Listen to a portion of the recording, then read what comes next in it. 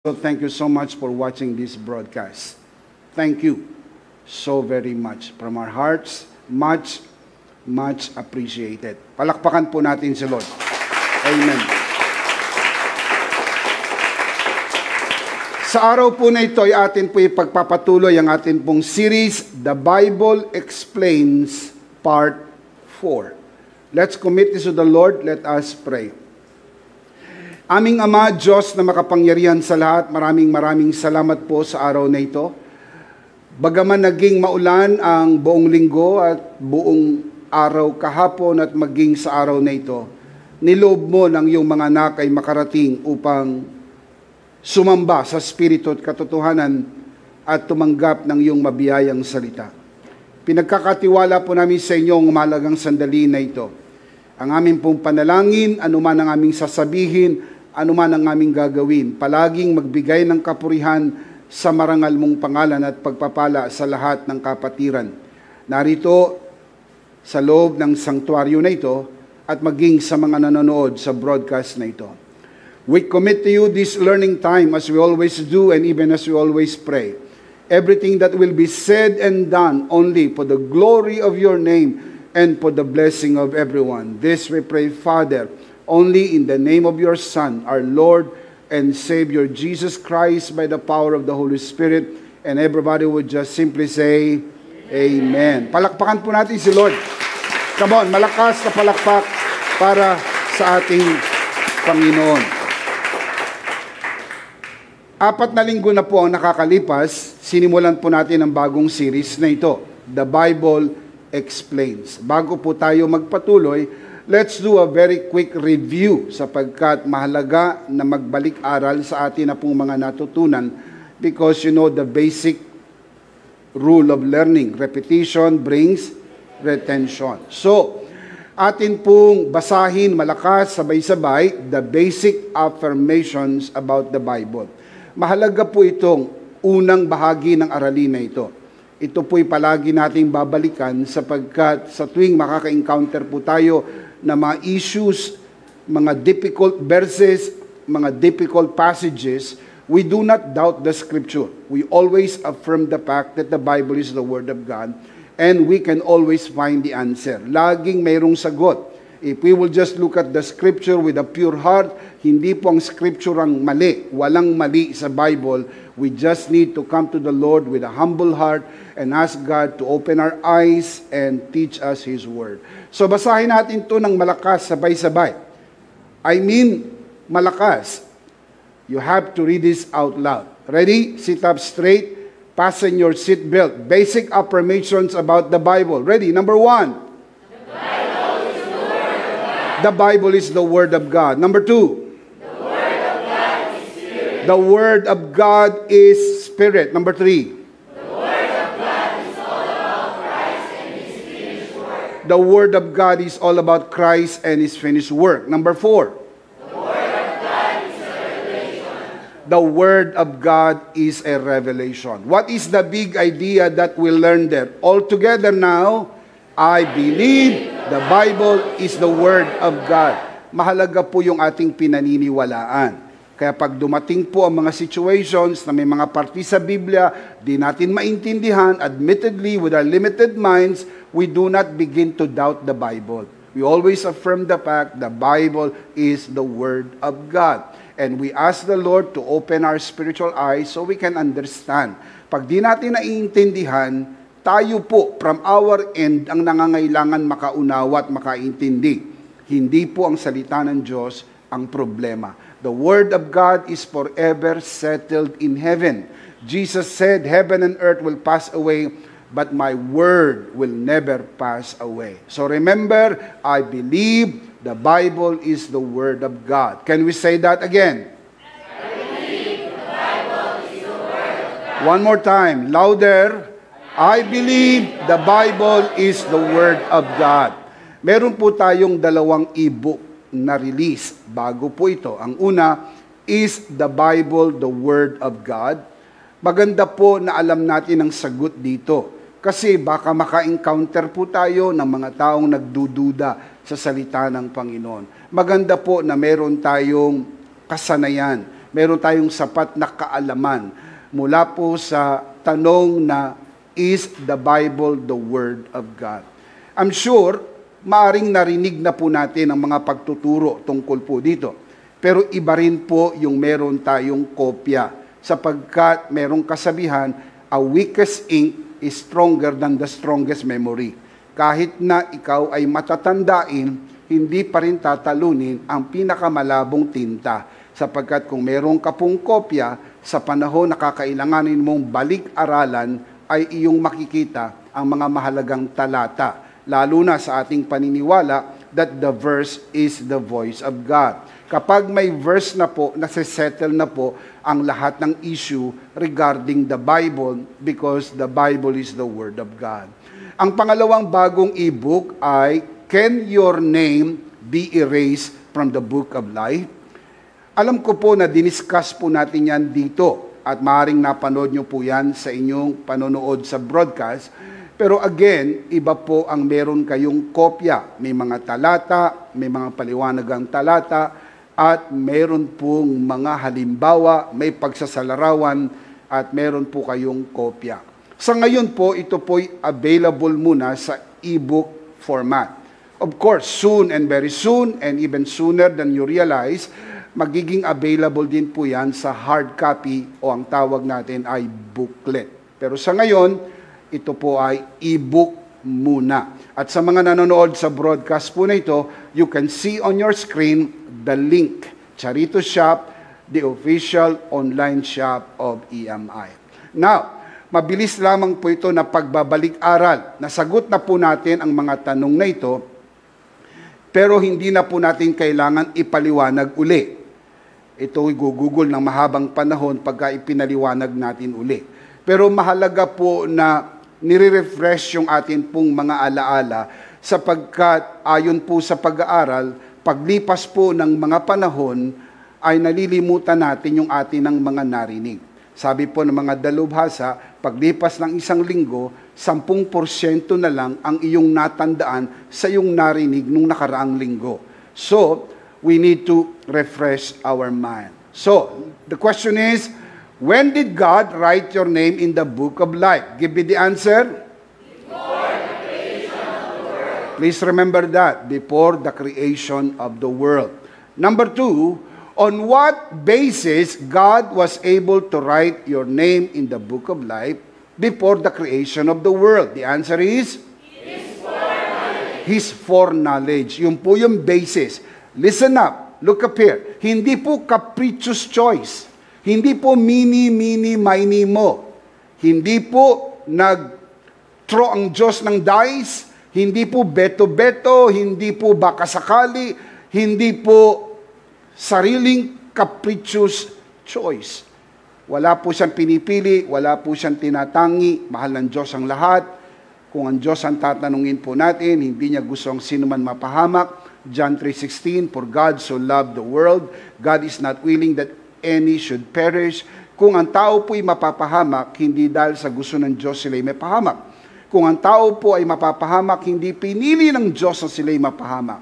Kundi dahil po sa paunang kaalaman ng Diyos, prognosis, yung pong foreknowledge, kakayahan ng Diyos makita bago mangyari. Nakita na ng Diyos kung sino mga tatanggap, nakita na ng Diyos kung sino mga hindi tatanggap. Kaya bago ito aktual na mangyari sa kanilang kapanahunang itinakda, nakita na ng Diyos, nagpasya na ang Diyos, pumili na ang Diyos, sapagkat merong kakayahan ng Diyos malaman ang mga bagay-bagay bago mangyari. God is omniscient. Tawag po natin sa Ingles ng foreknowledge, tawag natin sa Greek prognosis, the ability to know in advance. Tatanungin ko kayo, meron bang kapasidad ng Diyos malaman ang mga bagay-bagay bago mangyari? Yes. Sa makatwid, kaya na ng Diyos magpasya bago pa mangyari? Nakita ka na ng Diyos, alam na ng Diyos ang iyong pasya? Kaya hon Diyos nagpasya ng una pa man. Kailan yun? Bago pa likain ang mundo. What are the 2 personal truths that we learned last week about God's foreknowledge? I want us to read this out loud. Ready? Number 1, God knew you before you were born. Number 2, God chose you before the world. God chose you before the world began. Now, the next question is, can your name be erased from the book of life? Out loud. Never, ever. One more time. Never, ever. Pag sinabi niyo pong no, understatement. Pag sinabi niyong never, understatement. Para po sakto, never, ever. Kasi yung po talagang nakalagay sa Revelation 3:5. He who overcomes, I will never erase his name from the book of life. Ang Greek word na ginamit doon, omei. O, not, may not, not. Pag pinagsama mo, not at all, never, ever. Kaya ipayapa mong yung isip kapag naisulat na ang pangalan mo sa aklat ng buhay, hindi na to mabubura kahit kailan. Palakpakan si Lord. Amen. Today, we are going to answer another controversial question. The question is, can you lose your salvation? Of course, may mga tao po na nagdududa at may mga tao po na ang paniniwala, you can lose your salvation. May mga pastor, may mga bishop, may mga simbahan na naniniwala ng kaligtasan ay nawawala. Tulad din ng atin pong discussion noong nakaraan, na kapag naisulat ng pangalan, nabubura. Kaya tinatanong nga natin, kung nabubura, anong dahilan ng pagbubura ng pangalan? Ganon din. Kung nawawala ang kaligtasan, anong dahilan nawawala ang kaligtasan?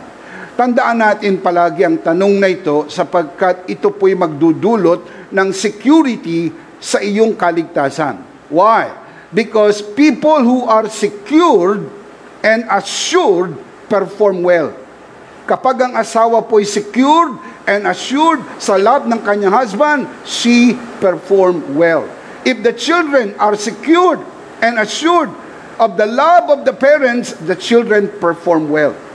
The only way we can perform well in our Christian life is that we are assured and secured in our salvation.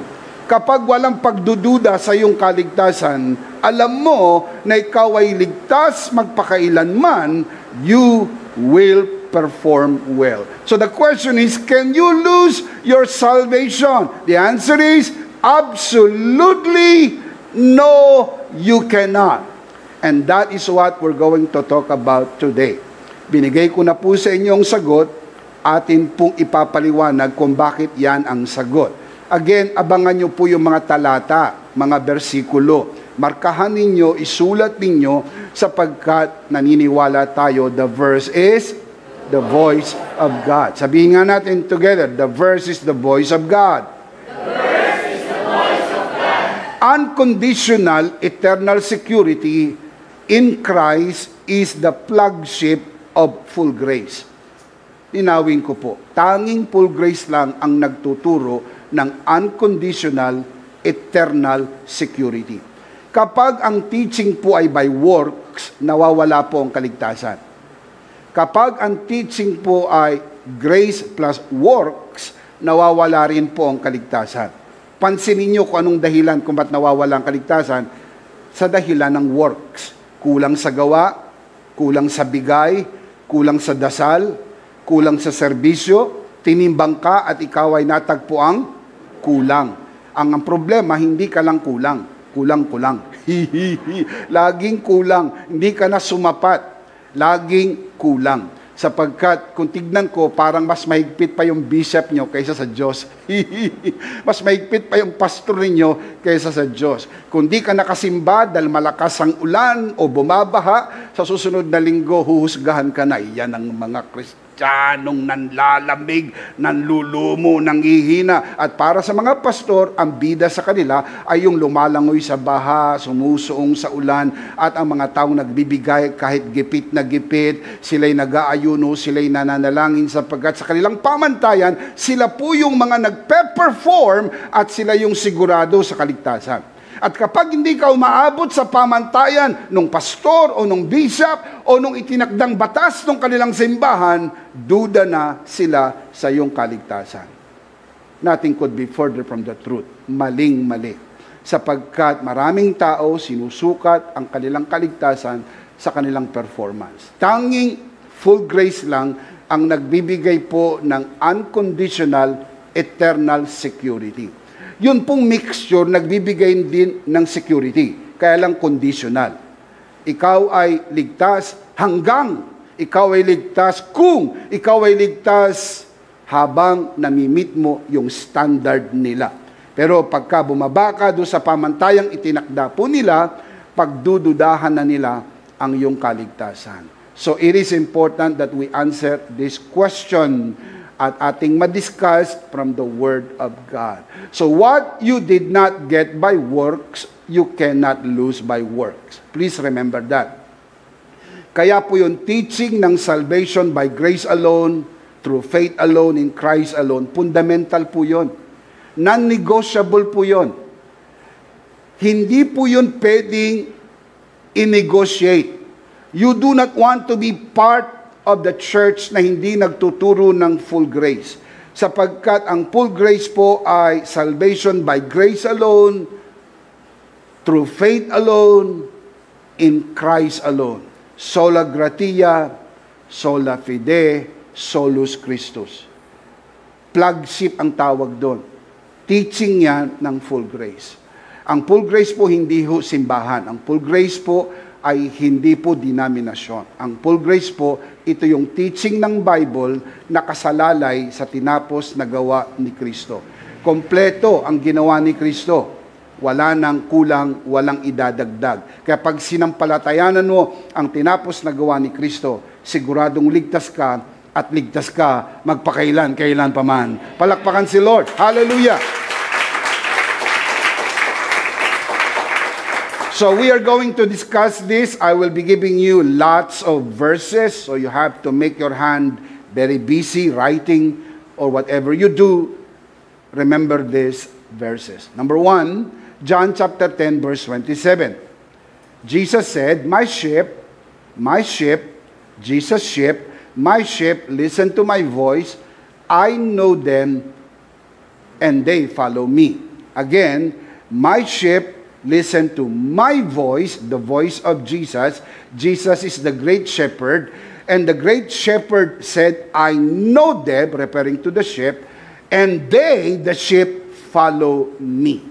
We need to look at the context para maintindihan po natin anong ibig sabihin ni Jesus sa John 10:27 na ang aking mga tupa nakikinig sa aking tinig, kilala ko sila at sila'y sumusunod sa akin. Remember, you need to interpret the text according to its context. Context po, kasamang mga teksto. Kaya para maintindihan natin ang 27, kailangan natin tignan yung 26, kailangan natin tignan yung 25. Tawag doon daloy ng mga talata. Kasi may pinanggalingan po yan eh. Para malaman natin kung sinong tupa, sino yung tinutukoy na tupa. Dahil hindi po lahat ng mukhang tupa ay tupa. Meron pong mukhang tupa, amoy tupa, parang tupa, pero hindi naman tupa.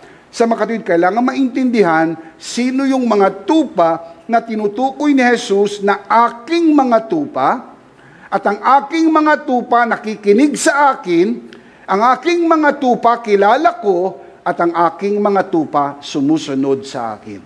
Now, let's look at verse 25, John 10:25 and 26. Jesus answered, I did tell you, but you do not believe. The miracles I do in my Father's name speak for me. But you do not believe. And tell me why they did not believe. Because you are not my sheep. Huli na natin kung sino tinutukoy na tupa. Ang tupa ay yung naniniwala kay Jesus. Hindi po Hudyo lang, kasi pati hintil, basta naniniwala kay Jesus. Sapagkat ang kaligtasan ay hindi po exclusive sa mga Hudyo lang. Sabi ni Apostol Pablo, for I am not ashamed of the gospel of Christ, for it is the power of God unto salvation, first to the Jews, and then to the Gentiles as well. Romans chapter 1, verse 16. Hindi po gusto ng Diyos mga Hudyo lang ang maligtas. In fact, ang plano ng Diyos, gagamitin niyang mga Hudyo upang maging ilaw sa gitna ng mundong maliwanag, upang maging tanglaw, akitin ng tao papalapit kay Jesus. Pero tinanggihan ng mga Hudyo ang gawaing ito. Sa halip na tanggapin po nilang Mesyas, kanila pong ipinapatay ang Mesyas. Kaya po ang Iglesia, the Gentile Church, tayo po ang nagmimistulang lighthouse. Tayo nagmimistulang ilaw dito sa mundo na ito. Madilim ang mundo, hindi alam ng mundo ang direksyon. Pero dahil tayo po ang ilaw at si Jesus ang ilaw, ginawa tayong ilaw bilang simbahan, bilang iglesia, bilang mananampalataya upang akitin ang mga tao papalapit sa tamang pananampalataya sa ating Panginoong Jesus. Now, if you look at the verse, ang tinutukoy pong tupa ay ang mga naniniwala. So kung ikaw ay naniniwala kay Jesus, ikaw ay tupa. Hindi po amoy tupa, hindi po mukhang tupa, kundi tunay na tupa. Look at the verse again. I did tell you, but you do not believe. The miracles I do in my Father's name speak for me, but you do not believe. Why? Because you are not my sheep. Maraming mga tao nagsasabi, kaya hindi naniniwala yan dahil kulang pa sa paliwanag. Pag yung pastor namin ang magpaliwanag dyan, madali yan. O yung bishop namin magpaliwanag, kuha yan. O kaya hindi naniniwala yan, kulang pa sa mga nakikitang milagro. Pag nakakita yan ng milagrong patay na buhay, bulag nakakita, pilay nakalakad, at mga kababalaghan, sigurado maniniwala yan. Well, tatanungin ko po kayo, meron pa bang dadaig kay Jesus magpaliwanag? Meron pa bang dadaig sa mga milagrong ipinakita ni Jesus? Si Lazaro, 4 na araw ng patay, binuhay ng Panginoon. Bulag nakakita, pilay nakalakad, ketungin luminis. At ang pinakadakilang himala, siya po'y namatay. At pagkatapos ng 3 araw, siya'y muling nabuhay at buhay magpakailanman. Ang sabi niya sa kanyang mga kausap, gibain niyo ang templong ito, itatayo ko uli. Pagkalipas ng 3 araw, ang templong kanyang tinutukoy ay ang kanyang katawan. Kaya nung siya'y mamatay, siya'y muling nabuhay. The greatest miracle of all, that Jesus raised Himself from the dead. Kaya po, wala nang tatalo pa sa milagrong ipinamalas ng Panginoon. Pero look at the verse, hindi pa rin sila naniwala. Mahusay na paliwanag, magaling na paliwanag, magagandang milagro, walang katapat na milagro, pero hindi pa rin sila naniwala. And please tell me, look at the verse, tell me, why they did not believe? Because they are not the sheep of Jesus. Kaya mahalaga po na ating masagot ang tanong na ito. Which comes first? Not believing or not being my sheep? Ano ba ang nauna? Yung hindi paniniwala o hindi pagiging tupa? Issue po yun. Kaya nagkakaroon ng kalituhan pagdating sa evangelism sapagkat yung mga kambing ginagawa nating maging tupa. Hindi po. Evangelism ay hindi po ang kambing gawing tupa. Ang evangelism, hanapin ang nawawalang tupa. Tupa pa rin, nawala lang. Kasi yung nawawalang tupa, kapag nakita mo at iyong pinulot, inilagay mo sa balikat, sasama. Tupa yun eh. Pero yung pong kambing, pagka kinuha mo, pumapalag. Pumapalag. Sapagkat, hindi po kumikilala ang kambing sa pastol. Pero ang mga tupa, natural sa tupang kumilala sa pastor. Kaya kapag naligaw po yan, hahanapin ng pastor, at pag nakita ng pastor, dadamputin po niya, ilalagay niya sa kanyang balikat, sumasama. Pero kapag pinunta ng pastor at nakikipagbersikuluhan pa, at kung minsan para magaling pa siya kaysa sa pastor, o magaling pa siya kaysa sa bishop, at nakikipagkatwiranan, ay hindi po yung tupa. Ang tawag doon, may tupak. Sapagkat ang sabi ng Bible, hanapin ang nawawalang tupa. Ikaw ay tupa na ng Panginoon noong paman. Remember, babalikan natin yung issue natin last week. Kailan isinulat ang iyong pangalan sa aklat ng buhay bago palikain ang mundo? Hindi ka naging tupa nung ikaw ay maniwala. Ikaw ay naniwala dahil ikaw ay tupa na noong paman. Kaya mahalaga po yung issue na yon. sapagkat yan ang issue na pag nasagot natin, magiging klaro sa ating kaisipan. Let me show you this on our big screen. Makikita nyo po ito. Look at this. Ang dalawang issue na nasa ating harapan. Una, because you do not believe, you are not my sheep. Sa wikang Pilipino po yan. Dahil hindi ka naniwala, hindi kita tupa. So para ikaw ay maging tupa ng Panginoon, kailangan mong maniwala. Yun po yung first box. Now look at the second box. You do not believe because you are not my sheep. Dito po sa pangalawa, hindi ka naniwala dahil hindi kita tupa. Dahil kung ikaw ay tupa ng Panginoon, nakatakda kang maniwala. Sapagkat ang tupa, alam niya ang tinig ng kanyang pastor. Nasubok po namin yan. Kahit nang kami pumunta sa Israel, pinakita po sa amin ang totoo. Kapag ang pastor ay nag-aalaga ng kanyang kawan, alam ng pastor ang kanyang tupa at alam ng mga tupa ang kanilang pastor. Hindi po sila nakikinig sa pastor-pastoran. Kahit magbihis ka ng pastor, kahit na mukha kang pastor, amoy pastor, parang pastor, pero kung hindi ka totoong pastor, alam ng tupa. Kung magpapanggap ka lang, alam ng tupa. Meron pong tinatawag na sense of familiarity. Kasi po ang tupa po ay creature of habit.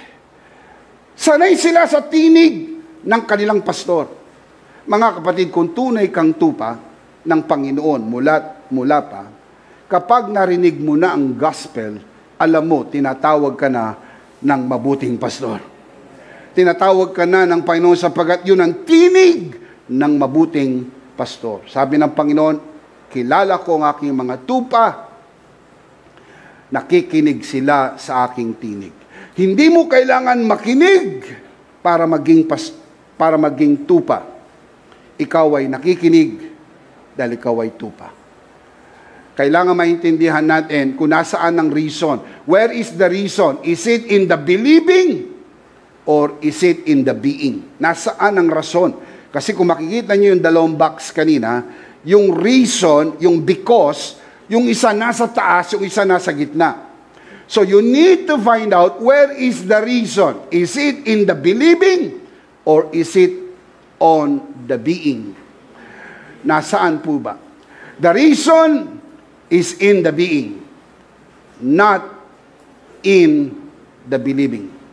Listen, sabi ni Jesus, ano sabi ni Jesus? You do not believe. Tell me why you do not believe. You are not my sheep. Therefore, if you are His sheep, you would surely believe. Kaya walang struggle eh. Kaya ang evangelism hindi po sapilitan. Hindi po manipulasyon, hindi usuhulan. Hindi ho politika. Sumama ka, bibigyan kita. Sumama ka sa amin, may mga pangako, mga maling pangako, mga false hopes. Hindi po. Sasama lang yan sa una, pero hindi rin tatagal. Kasi hindi talaga tunay na tupa. Dahil ang tunay na tupa, mga kapatid, ay tupa sa mulat mula pa. Hindi sila naging tupa. Listen, ang conversion hindi po kambing na naging tupa. Wala pong ganong conversion.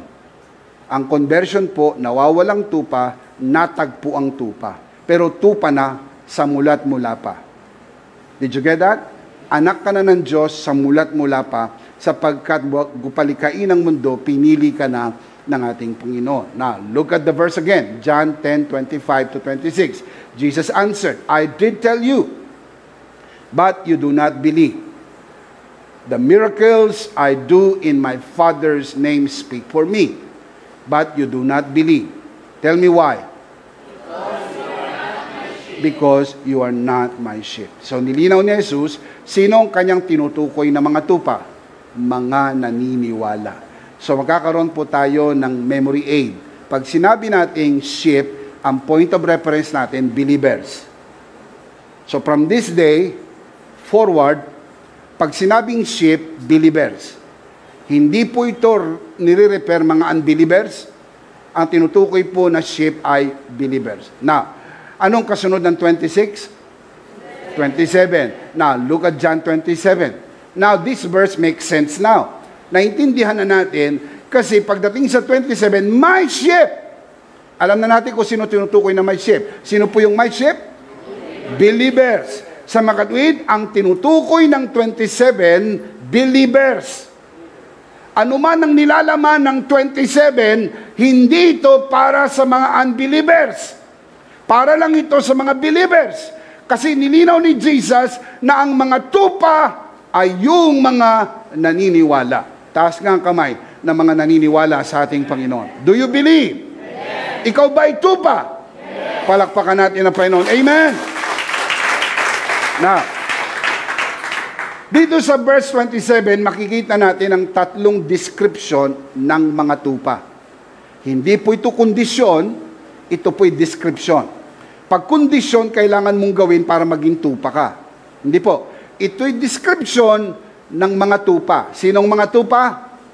Believers. Very good. Verse 27. My sheep listen to my voice. Ang unang description po ng tupa ay nakikinig sa tinig ng pastol. Ang tinutukoy na pastol po rito ay ang ating Panginoong Hesus. Sabi ng Panginoong Hesus, ako ang mabuting pastol. Kaya kung ikaw ay tupa ng Panginoon, pakikinggan mo yung tinig ng ating Panginoon na siyang ating tunay na pastol. Ang word po na listen, galing po sa Greek word na akuo. Literally means come to hear or understand my voice. Naiintindihan ng tupa ang tinig ng kanyang pastor. Totoo po yan eh. Kaya pag nagsasalita yung pastor, yung mga tupa, makita mo, gumagalaw yung ulo. Pinapakinggan nilang maigi. Kasi binobosesan po nila yan. Kasi po, ang mga tupa, kung hindi po magiging maselan sa kanila pong pakikinig, madali silang matangay ng kahit na sino. Kasi wala ho silang depensa. Wala silang matalim na kuko. Wala ho silang sungay. Wala silang pangil. Pwede na lang silang dakmain ng kahit na sino at tangayin. Kapag sila nga ay natumba mag-isa, hindi makatayo mag-isa. Kapag natumba, hindi makatayo mag-isa, hindi katulad na ibang hayop. Ang aso, kahit magpasirko-sirko, kayang tumayo. Ang pusa, kahit ibato mo, pagbagsak, tayo. Dahil pag hindi tayo, bagsak niyan, siopaw. Kaya, tayo lagi yan. Ang tupa, hindi niya kayang paliguan ang sarili niya. Nakadepende talaga sa pastor, di tulad ng ibang hayop. Makita mo, kayang maligo mag-isa. Hindi po. Ang tupa, kaya siyang patayin ng langaw o lamok. Kasi kapag nilalangaw siya at nilalamok, hindi niya alam kung paano bugawin. Di tulad ng ibang hayop, kayang bugawin ng kanilang kamay o ng kanilang paa o ng kanilang buntot. Sila hindi. Naiirita sila, kaya inuumpog nila yung ulo nila sa pader. Kaya makikita mo na lang, basag na yung bungo. Natumba, patay. Kasi, naiirita sila doon sa langaw o lamok na lipad ng lipad sa kanilang ulo. Eh, hindi nila mabugaw. Kaya mababasa nyo sa Bible, ang ginagawa ng mabuting pastor, nilalagyan po ng langis ang ulo. Tawag doon mga kapatid ay mosquito repellent. Sa ating bagong salin. Pero oil po yun, na yung amoy po nun, nagbubugaw ng insekto. Isipin mo, naisip po ng Bible yon. Naisip ng pastor, lagyan ng langis. Thou anointest my head with oil, my cup runs over. Sabi po ng Psalms 23. Kasi kung hindi lalagyan po ng pastor ang ulo ng tupa ng langis, lalangawin, lalamukin, hindi niya alam kung paano bugawin, untog ang ulo sa pader, kaya headbanger ang mga tupa eh. Headbanger. Untog yung ulo sa pader, biyak ang ulo, patay. Kaya po ito, very, very high ang kanila pong sensitivity when it comes to voice familiarity. Kapag nagsimula sila, narinig na nila yung boses na yon, yun na yung susundan nila. Di na sila makikinig sa ibang boses. Kaya maraming mga Kristiyano ang nalilito kasi kung kani-kaninong boses ang pinapakinggan. Kapag naintindihan mo na ang mensahe ng biyaya, huwag ka na makikinig pa ng ibang mensahe na hindi ayon sa biyaya. Now, listen to this. If you want to learn many things, you need many teachers. But if you want to master one thing, you need a mentor. Iba po yung mentor sa teacher. Kapag marami kang gustong matutunan, teacher ang kailangan mo. And of course, the more, the merrier. Pero when it comes to mastery, you have to have a mentor. Maraming pwedeng mag-mentor, pero pipili ka talaga. At ito ay pipiliin mo, at ikaw ay pipiliin ng mentor. Kailangan merong mutual choice. Hindi mo pwedeng sabihin, mentoran mo ako. Sabi ng mentor, ayoko. Hindi rin pwedeng sabihin ng mentor, mentoran kita. Sabi ng mentoree, ayoko. Para maging successful ang mentoring, kailangan dalawa magpasya. Yung mentoree, sabi niya, mentoran mo ko. Ang sabi ng mentor, okay, may mentoran kita.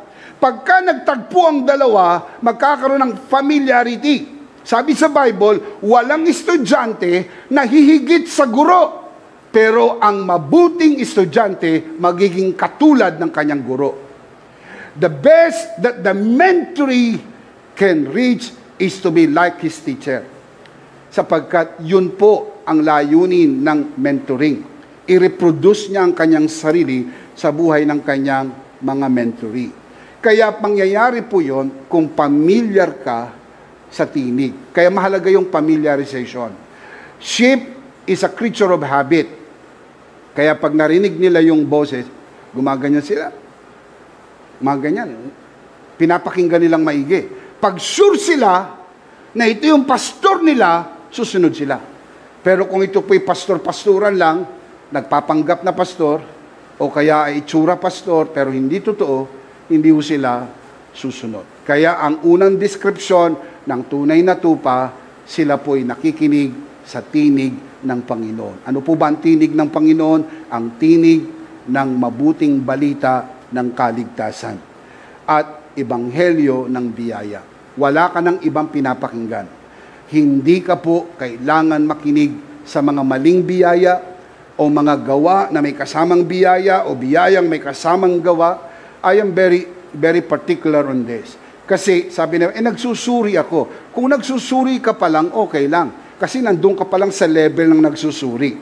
Pero kung ikaw ay sigurado na natagpuan mo na, it's about time to decide. Sapagkat tapos na po yung searching season.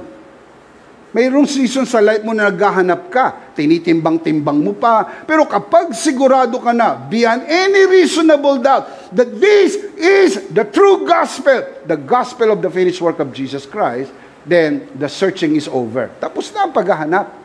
Ano pang hahanapin mo? Natagpuan mo na ang tinig, narinig mo na, at ikaw ay tupa ng Panginoon. John 10:27, again, number 1, listen to my voice. Number 2, I know them. Kilala ko sila. Sabi na Panginoon Jesus, kilala ko ang aking mga tupa. Napansin niyo po mga ang mutual relationship? Yung una, kilala ng tupa ang tinig ng pastor. Listen, nakita niyo? My sheep listen to my voice. Yung una, kilala ng tupa ang tinig ng pastor. Tignan niyo yung pangalawa, sabi ng pastor, kilala ko ang aking tupa. Mutual. Magkakilala po. Hindi magkakalituhan. Alam ng tupa kung sino ang pastor niya. Alam din ng pastor kung sino ang kanyang tupa. Kaya walang kalituhan. Now, look at this. The word know comes from the Greek word ginosko. Ang ibig sabihin po, relational knowledge. Kaya kitang-kita nyo doon sa verse 27, mayroong relationship. Yun pong tupa, familiar sa tinig ng pastor. Yung pong pastor, kilala niya ang kanyang tupa. The word there is ginosko. As opposed to the word oida. Oida is mental knowledge. Yung kilala lang sa isip. Kaya iba po yung kakilala, iba po yung kaibigan. Magkaiba po yun. Kasi yung magkaibigan, meron po silang pagkakilala sa isa't isa na hindi katulad nung kakilala mo pa lang. Kumbaga, iba yung ilang araw mo palang kakilala, ilang araw mo palang nakakahuntahan, kaysa po yung bumilang ng mga taon. Magkakilala kayo, tawag doon ginosko. Now, let me put it this way. Pwede ko sabihin sa inyo mga kapatid na kilala ko ang presidente ng Pilipinas. But only on the level of OIDA. Lahat ng aking kaalaman tungkol sa presidente ay doon lang sa impormasyon na mayroon ako na nakikita, nababasa, and very limited. Pero hindi ko pa po siya nakasamang kumain.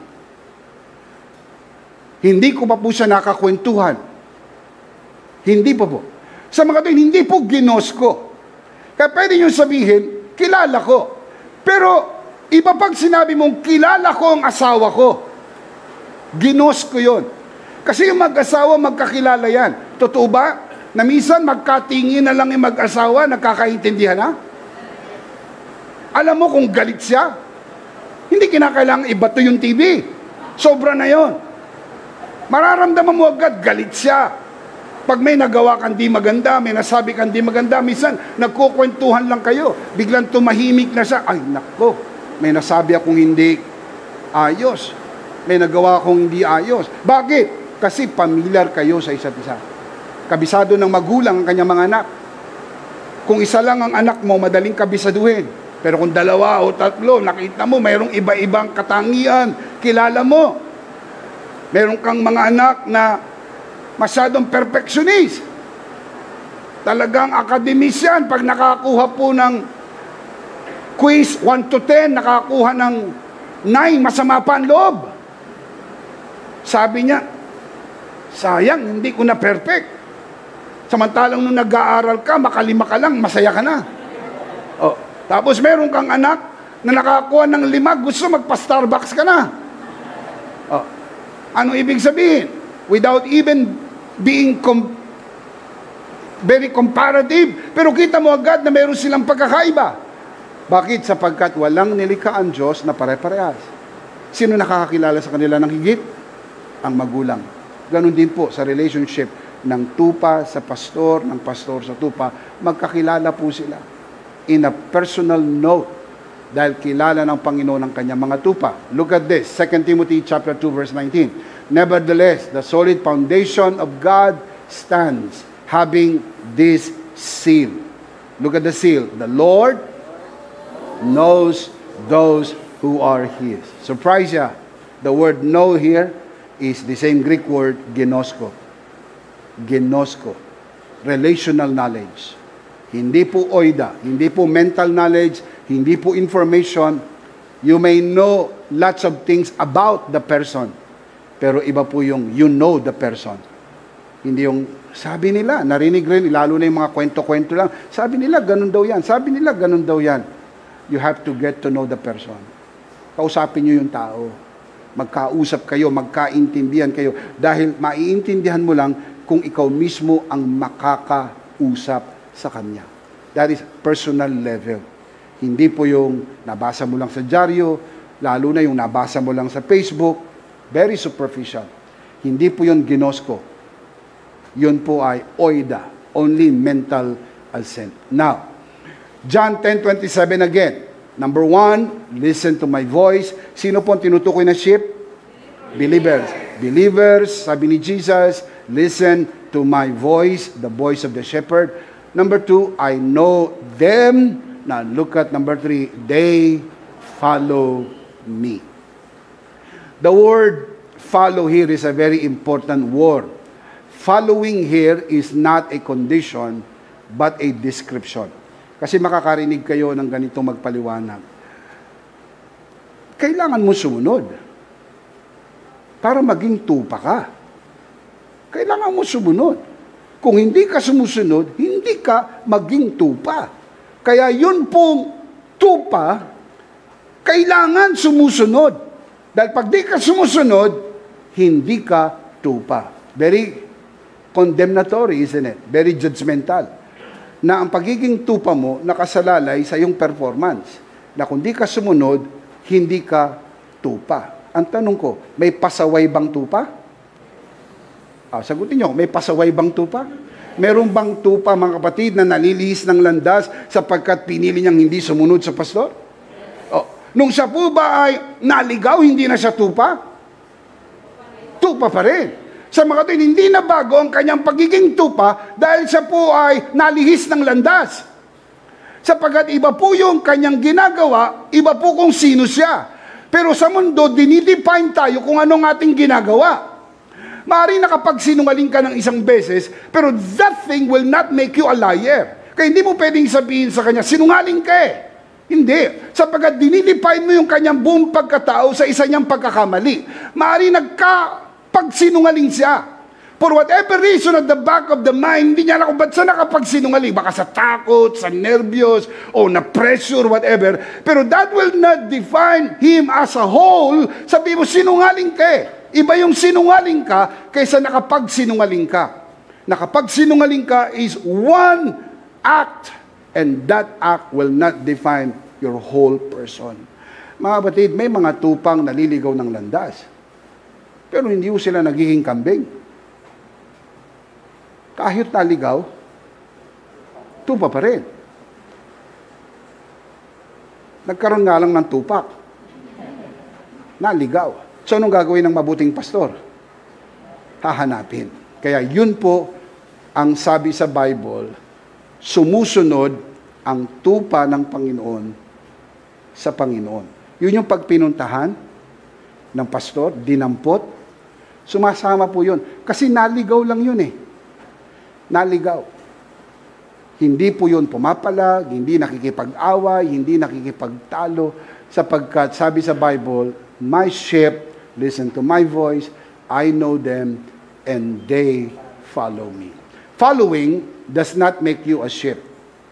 Likewise, barking does not make you a dog.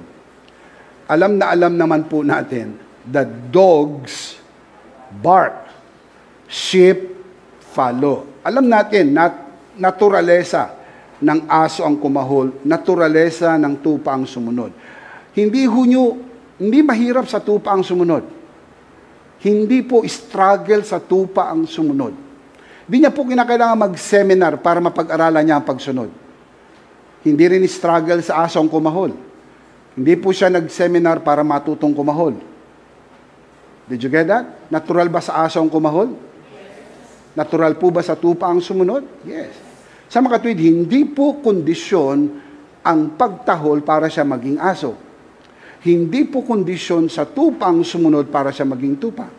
Deskripsyon sa aso ang kumakahol, deskripsyon sa tupa ang sumusunod. Pwedeng kumahol ang tao, pero hindi ka magiging aso. Pwede bang kumahol ang tao? Let me put it this way. Kaya bang gayahin ng tao ang kahol ng aso? Pwede bang mas magaling pang kumahol ang tao kaysa sa aso? Yun naman. Lalo na kung magkaroon ka ng master's degree. Lalo na kung magkaroon ka ng doctorate degree in barking. Talaga mas magaling kang tumahol. Pero that thing will not make you a dog. Ganon din. Pwedeng sumunod yan. Sumunod. Isang buwan, isang taon, 2 taon, 3 taon, o maraming taon. Pero soon and very soon, makikita mo mga kapatid, kung ano ang tunay. Dahil hindi lahat ng kumikislap ginto, hindi lahat ng tunay ay tunay, merong 295. Kaya po yung tunay na tupa, kahit maligaw yan, pupuntahan niya ng pastor, siya ay kukunin, sasama. Pero yung hindi po tunay, sabi ni John, 1 John 2:19, nagsilabas sila sa atin sapagkat sa mulat mula, hindi sila sa atin sapagkat kung sila'y sa atin, nagsipanatili dapat sila. In other words, yung tunay na tupa ng Panginoon, hindi aalis sa Panginoon. You may change church, but you will never change your faith. Did you get that? Ang paglipat ng simbahan at pagpapalit ng simbahan is not an issue here. People can easily do that for 101 reason. Pero you will never slide down to mixture. Never. Hindi na. Once naliwanagan ka na sa message of full grace, you will never go back to mixture. Promise.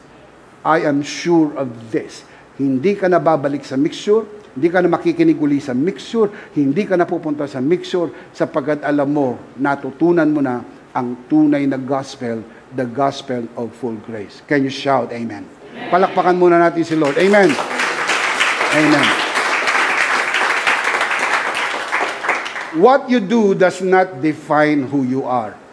However, who you are determine what you do. Kailangan mauna muna yung identity mo. Who you are determine what you do. Who you are a sheep. Tupa ka muna. Bago ka sumunod, tupa ka. Kaya ka nga sumusunod dahil ikaw ay tupa. Hindi ka susunod para maging tupa. Hindi ka kakahol para maging aso. Hindi ka pupunta sa church para maging Kristiyano. Hindi ka pupunta sa garahe para maging kotse. Dahil ang kotse pumupunta sa garahe, pero hindi lang ho kotse ang nasa garahe. Meron din mang pusa, daga, aso, tao. Pero sila ba'y naging kotse dahil sila'y nasa garahe? Hindi. Hindi ko mo nasa loob ka ng church, ikaw ay Kristyan na. Hindi ko mo ikaw ay nasa loob ng isang full grace church, ay full grace na nga ang paniniwala mo. Yung iba po nakikisama lang, yung iba po wala lang mapuntahan. Pero deep down inside your heart, you know what you believe. The bottom line is personal relationship with God. What do you believe about the finished work of Jesus? Yun ang pinakamahalaga.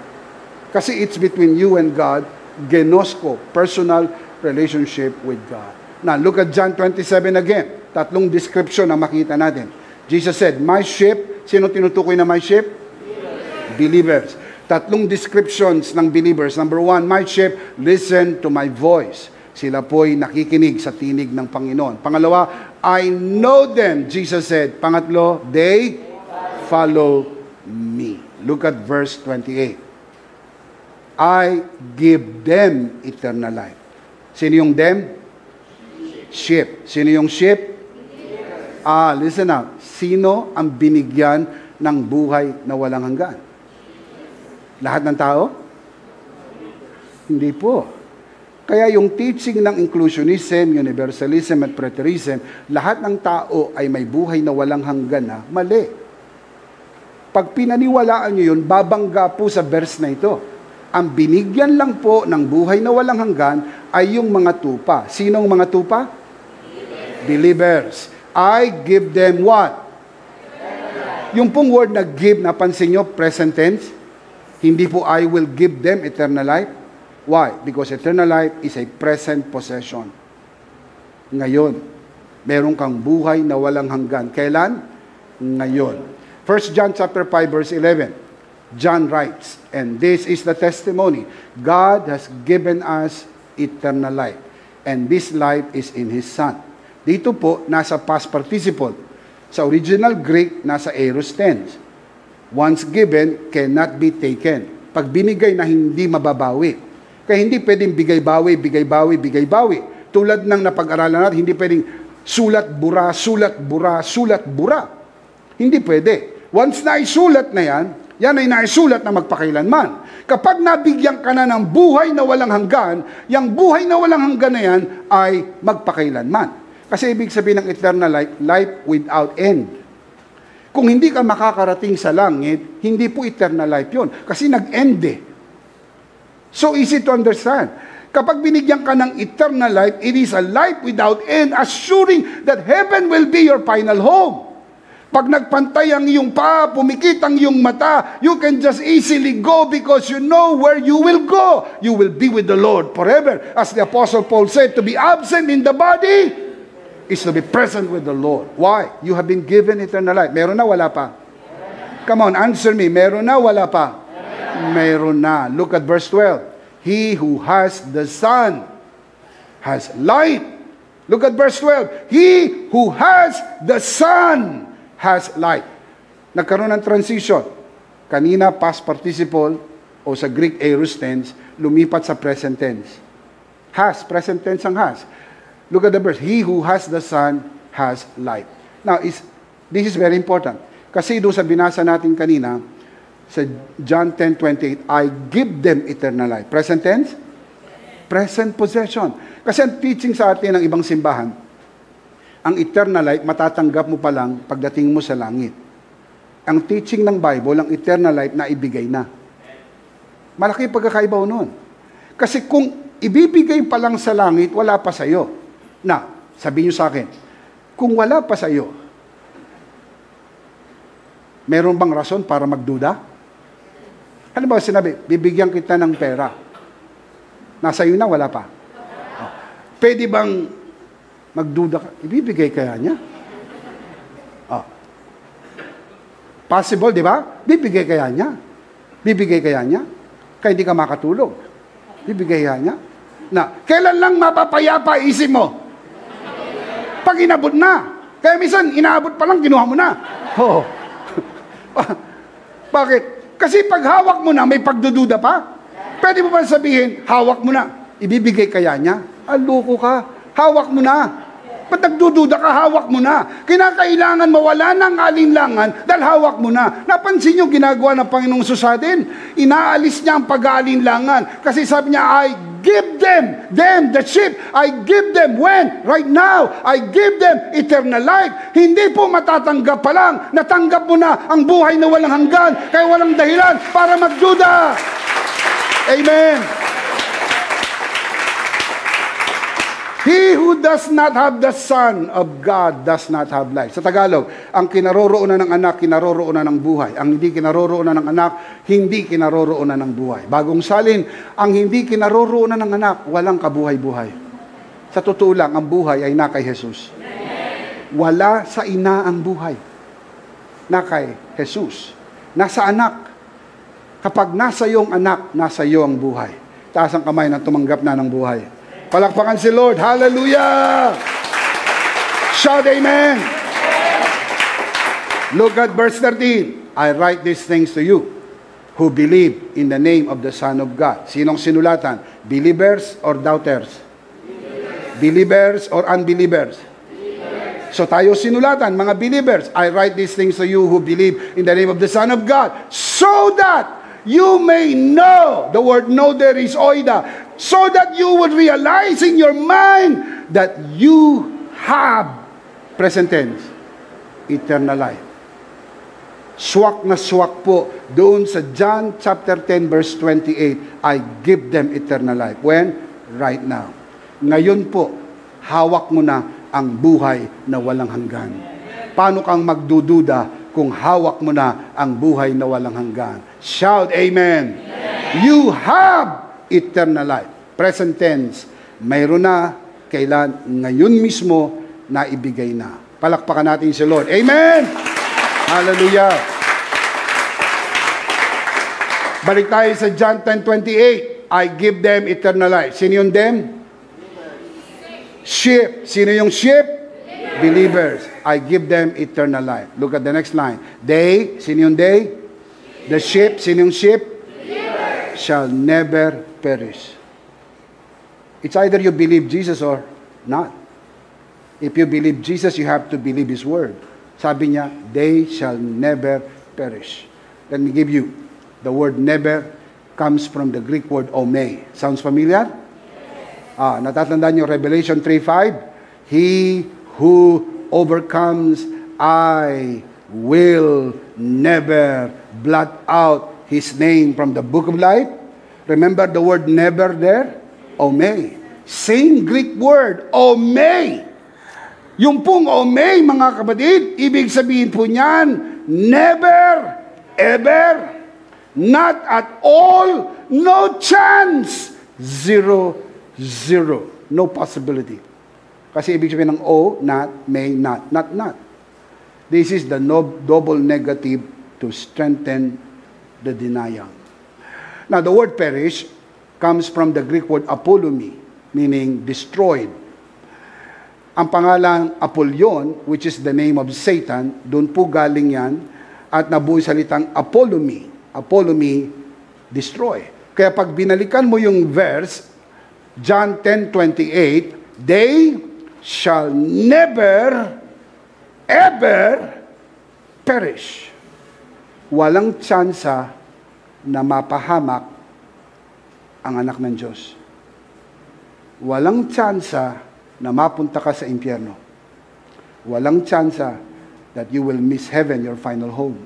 Walang tsansa na mabura ang pangalan mo sa aklat ng buhay. Once you are truly saved, you are eternally saved. Not because of your works, but because of the finished work of Jesus Christ. Palakpakan si Lord. Amen! Amen. Again, John 10:28, I give them eternal life. I give them eternal life.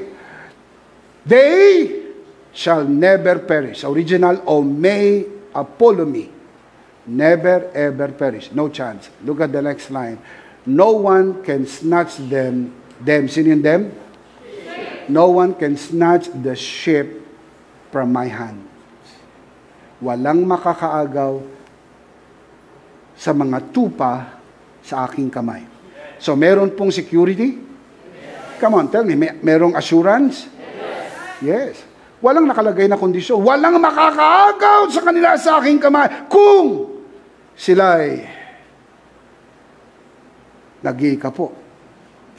Kung sila'y nananalangin, sila'y naglilingkod, sila'y nagpe-perform. Na hindi na po issue yun. Kasi kung tupa ka, yun ay natural na sa iyo. Right? Ang pagbibigay, ang paglilingkod, pananalangin, hindi mo yung gagawin para maging tupa. Ikaw ay tupa, mula't mula pa, kaya madali sa iyong magbigay, madali sa iyong manalangin, madali sa iyong magsimba, madali sa iyong maglingkod. It comes out naturally, katulad ng madali sa aso ang kumahol at madali sa tupa ang sumunod. Alam niyo kung saan po nagkakaroon ng kalituhan? Nilalagyan nila ng kondisyon kung saan walang kondisyon. They shall never perish, no one can snatch them out of my hand. Now, let's examine the verse. No one. Sa Greek po, it's only one word. Tis. T-I-S. Tis. This is an indefinite pronoun. Ibig sabihin po niyan, any person, or any being, or anything. Yung tis, at least alam natin, pwedeng tao, pwedeng bagay. Walang makakaagaw sa kanila sa aking kamay. Hindi ka kayang agawin ng problema. Hindi ka kayang agawin ng pagsubok. Hindi ka kayang agawin ni Satanas. Hindi ka kayang agawin ng mga bagay-bagay at mga tao sa iyong kapaligiran. Kapag tunay na tupa ka ng Panginoon, ikaw ay tupa magpakailanman. Dahil sabi ni Jesus, no one, as in no one, nothing can snatch you out from Jesus' hands. The word snatch comes from the Greek word harpazo, meaning to pluck out or to pull out, pero matindi ang meaning ng harpazo. To take by force. Hablutin. Hindi basta kunin, hablutin. Harpazo is to take it by force. Ganito po yun. Para maagaw ka sa kamay ni Jesus, kailangan agawin ka ng sapilitan. At para maagaw ka ng sapilitan, kailangan madaig mo ang kapangyarihan ni Jesus. Dahil si Jesus ang may hawak sa iyo, para makuha ka sa kamay ni Jesus, kailangan madaig niya ang lakas ni Jesus. Yun ang ibig sabihin po nun. Now, the only way you can be pulled out is by force. Harpazo. A force, listen now, greater than Christ. Isip-isip, isip-isip. Sabi nga, esip-esip pag may time. Listen, is there any force known to man greater than Christ? Meron ba kayong alam na mas malakas at mas makapangyarihan kaysa kay Jesus? Wala. Sa makatwid, para maagaw ka kay Jesus, kailangan ang aagaw sa iyo mas malakas kaysa kay Jesus. Ang tanong, sino? Sabi ni Jesus sa Matthew 28:18, all authority in heaven and on earth has been given to me. All authority. Sabi ng Philippians chapter 2, every knee should bow. Of things in heaven, of things on earth, and of things under the earth. And every tongue should confess that Jesus is Lord. Who is greater than Christ? No one. Look at my eyes. Look up here. Ang pwede lang makaagaw sa iyo sa kamay ni Jesus ay puwersang mas malakas kaysa kay Jesus. Meron ba kayong alam na mas malakas na puwersa kaysa kay Jesus? Wala. Kaya kung wala, ipayapa mo yung isip. Walang makakaagaw sa iyo sa kamay ni Jesus. Amen. Amen. Look at the verse. I give them eternal life.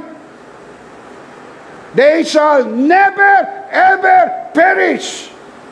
Omei apulomi. No one can snatch them out of my hand. Na kung hindi pa po yan sapat para sa iyo, at meron pang natitirang kaunting pagdududa, ituloy mo sa verse 29. My Father, who has given them to me, sino yung them? The sheep. Who are the sheep? My Father who has given the believers to me is greater than all. No one is greater than the Father. Amen?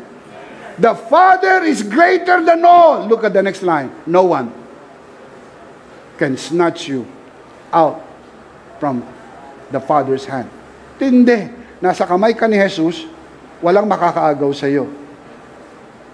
Nasa kamay ka pa ng Ama. So ilang kamay nang may hawak sa iyo?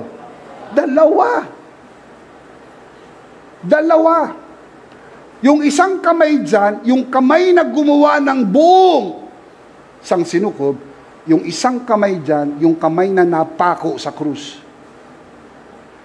Hawak ka na ni Jesus, hawak ka pa ng Ama, at nagdududa ka. Hindi kaya iniinsulto mo na ang Diyos? Parang sinabi sa iyo ng tatay mo, bibigyan kita, maniwala ako sa iyo. It hurts, you know?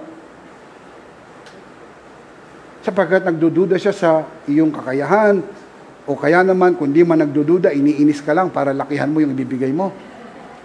Or for whatever reason. Pero, masarap yung feeling na pinagtitiwalaan ka. Isipin niyo mga kapatid, kung ang tiwala natin nasa Diyos, nasa kamay tayo ni Jesus, nasa kamay tayo ng Ama, sabi ni Jesus, no one is greater than the Father, no one can snatch you out of the Father's hand. Ilang kamay ang may hawak sa iyo? Dalawa. Look at verse 30. I and the Father are one. Saan po sila isa? Magkaisa po sila sa pagbibigay sa atin ng seguridad na walang makakaagaw sa atin sa kanilang kamay. The Father and the Son are one in giving us the unconditional assurance that, one, we have eternal life. Two, we shall never perish. Three, no one can snatch us out from their hands. Whose hands? The hands of the Father and the Son. Yan po ba yung nagbibigay ng kasiguruhan? Wala ka nang dapat pagdudahan. Wala kang dapat pag-alinlanganan. Kung paanong sigurado ka ng pangalan mo hindi mabubura sa aklat ng buhay, sigurado ka kung ikaw ay totoong ligtas. Ligtas ka, magpakailan-kailan pa man. You are saved, saved, saved, saved, saved, saved, saved forever! Come on, give Him praise! Woo! Hallelujah! Amen! Jesus said, no one can snatch them out of my hands. Jesus said, the Father is greater than all. No one can snatch you from the Father's hand. Sabi ng iba, no one can snatch you out of God's hand. No problem. But what if you jump out? Narinig yun na yung katwiran niya? Sabi nila, wala nga, Bishop, wala. Bishop, totoo naman yan eh. Tinuturo mo, walang makakagaw. Totoo yan eh. Naniniwala rin kami dyan eh, walang makakagaw. Pero paano naman ka kung tumalon ka? Ikaw nasa kamay ka na ng Lord, tumalon ka. Tandaan mo ikaw ay merong free will.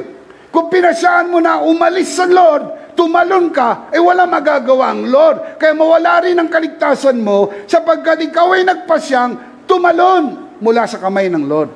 Walang tanong ko ito, may bala ka ba tumalon? Mga kapatid, maraming mga tao, ang iniisip, baka tumalon. Ang totoo niyan, kapag totoo kang tupa, hindi ka tatalon. Amen? Kapag totoo kang anak ng Diyos, wala sa isip mo ang tumalon. Tanong ko naman, kung aalis ka sa Lord, saan ka pupunta? Saan ka pupunta? Tinanong ni Jesus ang kanyang mga alagad. John chapter 6, nag-aalisan na yung mga tao. Nag-pack up na ng bag. Hindi na sila susunod, nag-drop out na. Umalis na sa online class. Ayaw nang umaten, ayaw nang magpatuloy, wala na. Nag-pack up na eh. Nag-umpisa nang lumakad, papalayo. Sabi ng Panginoon Jesus, pati ba kayo alis na rin? Kinausap niya ang kanyang mga alagad. Pati ba kayo alis na rin? Kasi yung iba nag-aalisan eh. Pati ba kayo alis na rin? Sumagot si Pedro, Panginoon, kung kami aalis, saan kami pupunta? Nasa iyo ang salita ng buhay. Mga kapatid, pag naintindihan mo kung ano ang ibinigay sa iyo ng tinapos na gawa ni Kristo, hindi ka aalis sa ating Panginoon.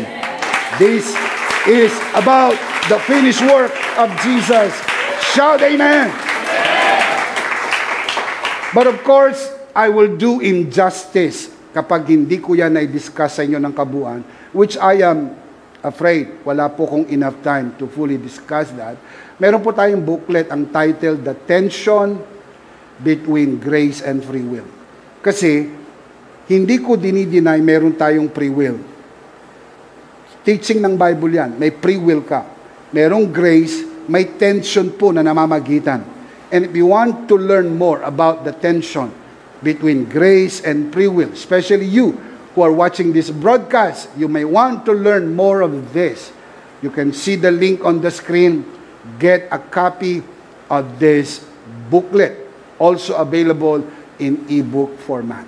If you can jump out from the Father's hand, this is for the purpose of argument. Halimbawa lang, kung sakali, pagbigyan natin yung malikot na kaisipan ng iba, na tatalon.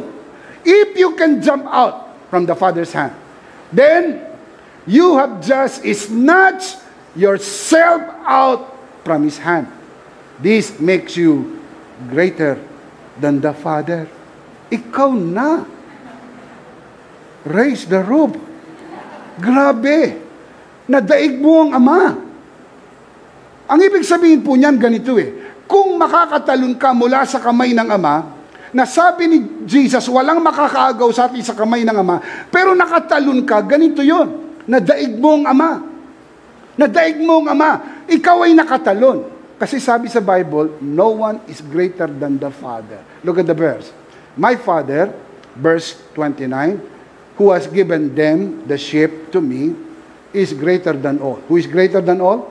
Father. The Father. Look at the next line. No one can snatch them out of my Father's hand. Let's examine the verse. Yung pong no one, sa Greek po, it's only one word. O days. O days. Sounds familiar? O? Good. Natatandaan nyo na. Pag pinagsama yan, O may, not. Itong O, not, yung days, galing sa word na haste. Pagsamahin mo, O days, not one. Yung haste, ganito yan. Like one. Number one. Isa. Kasama ka ron. Kasi you are one. Pag sinabing not one, including you, because you are part of the one. Pag binilang ka ba, sabi, 0. Kapag sinimulan kang bilangin, saan magsisimula ang bilang? 1. Sino tinutukoy na 1? Ikaw yun. Pag tinuro ka, 1, 2, 3, 4, 5. Saan nagsimula? Sa 1. So, not even you. You cannot snatch yourself out from the Father's hand, you who are watching this broadcast, because you are not greater than the Father. No one is greater than the Father. No one can snatch us out from the Father's hand, because no one is greater than the Father. Shout amen. No one, as in no one. Amen. The word can comes from the Greek word dunamai. That's where we get the word dunamis. That's where we get the English word dynamite, meaning power. No one has the power to snatch us out from the hand of the Father. Now listen as I close. If you can snatch yourself out from the Father's hand, you just simply say, you are greater than the Father, which I do not believe, because no one is greater than the Father. Amen? Sa kamay lang ni Jesus, walang makakaagaw sa atin. Nasa kamay pa tayo ng Ama. Anong seguridad ang ibinibigay sa atin? Meron kang buhay na walang hanggan, nasa kamay ka ni Jesus, nasa kamay ka ng Ama. Sabi ni Jesus, sa kanyang kamay hindi tayo maagaw. Nasa kamay pa tayo ng Ama, sa kamay ng Ama hindi tayo maagaw. Anong pinagdududahan mo? Ano't nagkagawa ka lang ng isang kasalanan, hindi ka naligtas. Nadapa ka lang, hindi ka naligtas. O kaya meron ka lang nagawa na maaaring hindi pumasa sa pamantayan ng ibang tao, hindi ka naligtas. Listen, nakita na ng Diyos ang pinakamasamang itsura mo, pero minahal ka pa rin ng Panginoon, sapagkat ikaw ay kanyang pinili mula pa ng likhain ng mundo. Amen. Kailan isinulat ang iyong pangalan sa aklat ng buhay? Bago palikhain ang mundo. Kailan ka minahal ng Diyos nung ikaw ay makasalanan pa? Kailan Kanya inakap sa iyong karumihan? Wala ka pang nagagawa. Wala ka pang napapatunayan. Wala ka pang inilalaglag na offering sa offering bag. Hindi ka pa nakaka-attend. Wala ka pang serbisyo. Minahal ka na ng Panginoon. Ano't ngayon nagdududa ka sa Kanyang pagmamahal? Never doubt the love of God. Shout amen. Shout amen. No one can snatch us out from the Father's hand. Look at the verse. John 10:29. My Father who has given them to me is greater than all. Let me hear it from you. Who is greater than all? No one can snatch them out from my Father's hand. This assurance is only given to the sheep. It's not given to all. Look at my eyes. I'm starting to close. Hindi po ibinigay ito sa lahat. Ibinigay lang ito sa mga tupa. Sa mga tupa. Hindi sa mga di mananampalataya, para lang sa mga mananampalataya. Are you a believer? Yes. Kung ikaw ay tunay na mananampalataya, ikaw ay tupa. At kung ikaw ay tupa, ipayapa mo yung isip. Ang bundok, lumukso man sa gitna ng karagatan, mabiyak man ang mundo, magunaw man ang mundo. Sigurado, tayo anak ng Diyos, magpakailan-kailan pa man, at tagapagmana ng buhay na walang hanggan. Shout amen! This assurance is only given to the sheep. The sheep are those who truly believe. Kaya ang teaching natin, kailangan mong manampalataya. Nilalabanan natin ang teaching ng inclusionism, universalism and preterism. Kasi naman, nagtuturo din sila ng biyaya, pero hindi na kailangan sumampalataya. Dahil sa tinapos na gawa ni Kristo, automatic across the board, lahat ligtas na.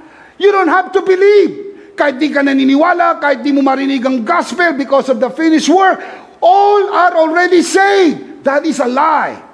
That is a diabolical, devilish, hellish lie. Ipinasok ni Satanas ang turo ng kasinungalingan na yan upang lituhin ng maraming tao tungkol sa tamang ebanghelyo. Tama, si Kristo ay nabayubay sa krus ng Kalbaryo. Tama, binayaran niya po ang ating kasalanan sa pamagitan ng kanyang kamatayan. Pero kailangan mong marinig ang mabuting balita. Pag narinig mo, daratan ka ng pananampalataya. At pag nagkaroon ka ng pananampalataya, tatawag ka. At pagtawag mo, maliligtas ka. At pag naligtas ka, ligtas ka, magpakailan-kailan pa man. You are saved, saved, saved, saved. Saved forever.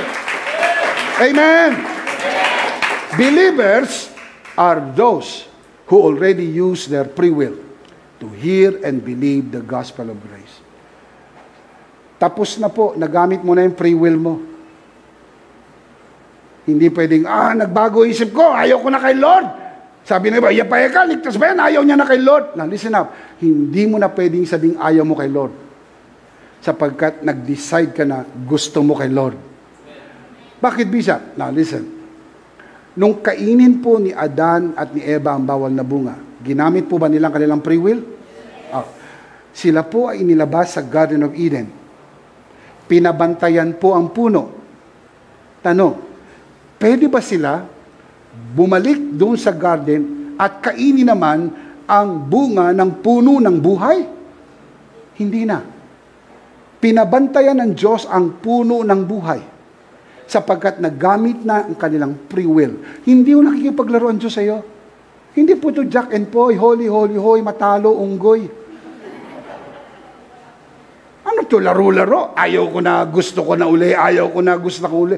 Palagay nyo, itong relasyon natin sa Panginoong ito ay parang laro lang. Mamaya gusto mo, mamaya ayaw mo, mamaya gusto mo, mamaya ayaw mo. Hindi po. This is the most serious relationship of all. Mas seryoso po ito sa relasyon ng mag-asawa. Dahil ang mag-asawa, pagka namatay, hindi na sila mag-asawa sa kabilang buhay. Mas seryoso po ito sa relasyon ng mga anak sa magulang. Dahil pag sila nag-asawa, magkakaroon sila ng sariling pamilya. Sa kabilang buhay, hindi na kayo mag-ama, hindi na kayo mag-ina, hindi na kayo mag-asawa. Lahat ng earthly relationship mapuputol pag ang tao namatay. This relationship is even more serious. Dahil dito anak ka ng Diyos. Pag namatay ka sa kabilang buhay, anak ka pa rin ng Diyos, magpakailan-kailan ng Panginoon. Amen. Praise God. That's why it is important to guard the gospel of grace. Bantayan po ito. Kasi ito po ay ina-atake ni Satanas para ipasok po ang mga maling turo. Sa una, parang it makes sense because of the grace, finished work. Pero pagka inisip mo na, bakit di kailangan sumampalataya? Ba't kailangan ligtas na lahat kahit na hindi sumampalataya? Marirealize mo, something is wrong with that. Everything is wrong with that. Because you have to believe. Sabi sa Bible, Acts 16:31, believe on the Lord Jesus Christ and you will be saved. You have to believe. And how can you believe if you have not heard it? That's why you have to hear. How can they hear without a preacher? That's why we have to preach. How can they preach unless God sent them? That's why we have to go. God is sending us to go to the ends of the earth and preach the gospel so they can hear the gospel, believe the gospel, accept Jesus, and be saved forever. Amen. Para maligtas magpakailanman. Amen? Amen? Can you lose your salvation? That is a question you need to ask. Can you lose your salvation? The answer is absolutely no. You cannot. There is no way you can lose your salvation. Para mawala ang iyong kaligtasan, ang Diyos kailangan maging sinungaling. Si Kristo ay kailangan maging peke. Mahina ang kanyang kamay, mahina ang Diyos, mahina ang kamay ng Diyos. Hindi totoo ang Biblia. Sinungaling ang Biblia. We have to throw everything out there in the garbage. Kung mawawala ang iyong kaligtasan. It's about time to doubt the Bible kung nawawala ang kaligtasan. You know why we do not doubt our salvation? Because we believe the Bible is the Word of God. Amen. We believe the Bible is the Word of God. What is the big idea? Please keep this in your mind. In Christ, I am eternally saved. Come on, say it out loud. In Christ, I am eternally saved. Taas ang kamay ng siguradong. Come on, let me see your hands. Do you believe that you are eternally saved? Yes. Are you in Christ? Yes. Are you in Christ? Yes. In Christ, I am eternally saved. Of course, we do not want to end this broadcast without giving